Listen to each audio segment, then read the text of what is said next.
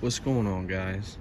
It's early September, and for, you know, gardeners here where I live in Central Florida, it is time to start seeds for fall, or at least it's the beginning of that time to start seeds for fall.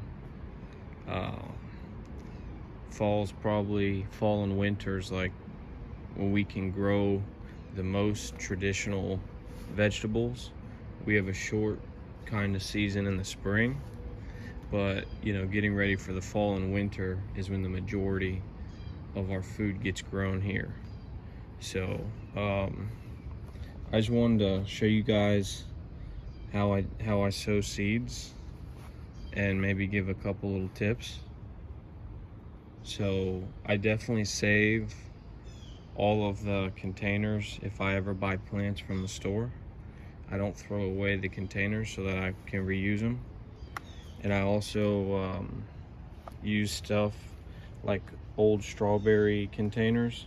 And I started my sweet potatoes this year in these things.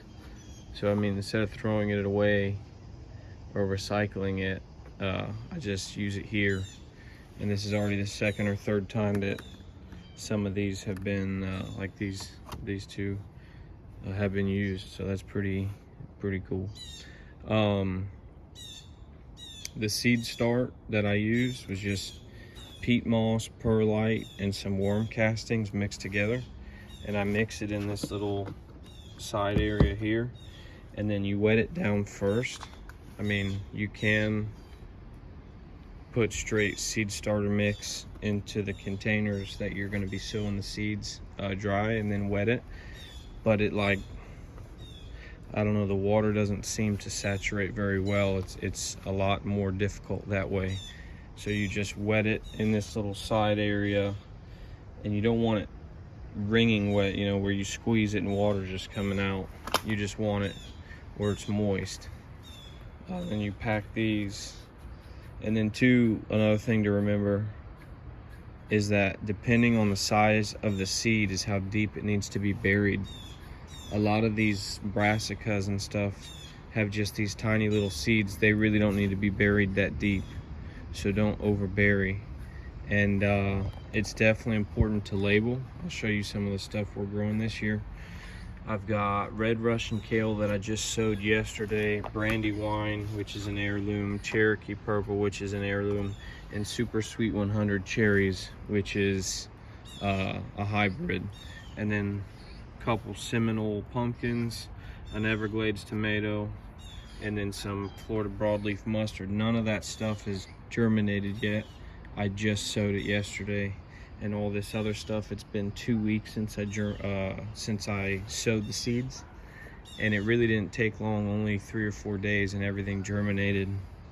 And it's super important to label, I'm telling you, because if you look, all this stuff looks the same. You may think, because I have a pretty damn good memory, and you may think that you're going to remember, but something gets moved around, and before 6 weeks and they're ready to go in the garden, you've lost track of what is what.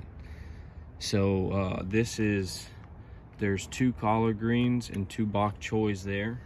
This is all snowball cauliflower. It's going to be my first time trying to grow cauliflower.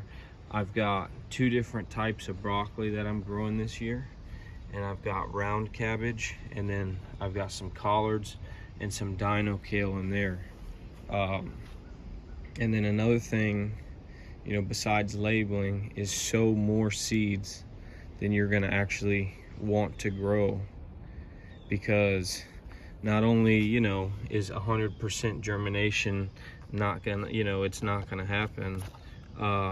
You're always gonna not have some germinate, but then also stuff happens. Like yesterday, I dropped a bottle from up here down onto that broccoli, and it broke the stem.